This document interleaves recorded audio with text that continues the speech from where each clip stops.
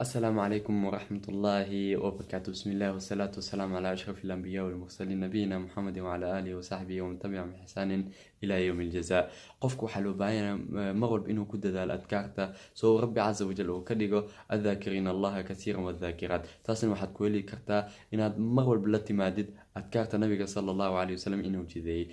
maanta waxaan soo qaadanaynaa adkaarta loo baahan qofka inuu la yimaado waqtiga aadaanka oo muadinka aadaamaya iyo sidoo kale markuu dhameeyo.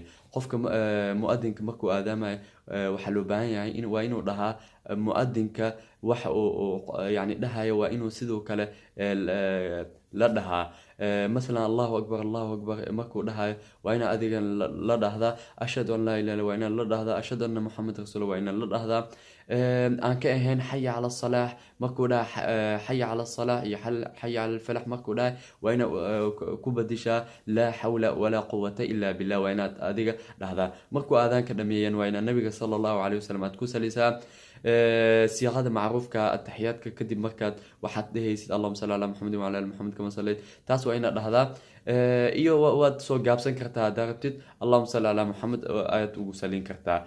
kadibna waa ina ducadan aad la timaadaa oo ay tahay اللهم رب هذه الدعوة التامة والصلاة القائمة آت محمد الوسيلة والفضيلة وبعث مقاما محمودا الذي وعده. دعاء سوائنا أتلتي ماذا نبي صلى الله عليه وسلم حوليه دعاء قفك يقول دعية حلت له شفاعتي يوم القيامة.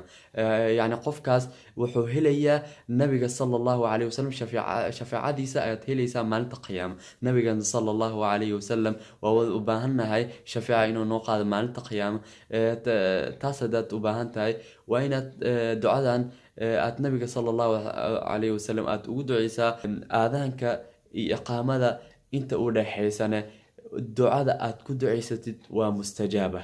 awqaad almustajaab ay tahay qofku waa inuu ku duceystaa wax walba oo niyadiisa ay ku jirto oo rabbi caza wajal yani ka rajeynaya waa inaad waqtigaas aad la timaadaa soo rabbi caza wajal يعني دعاء كو أقبله مركب وقت جالسنا هلا فايدة إن شاء الله. أنت أصلا جعل الاستينا اللي بذاك والسلام عليكم ورحمة الله وبركاته.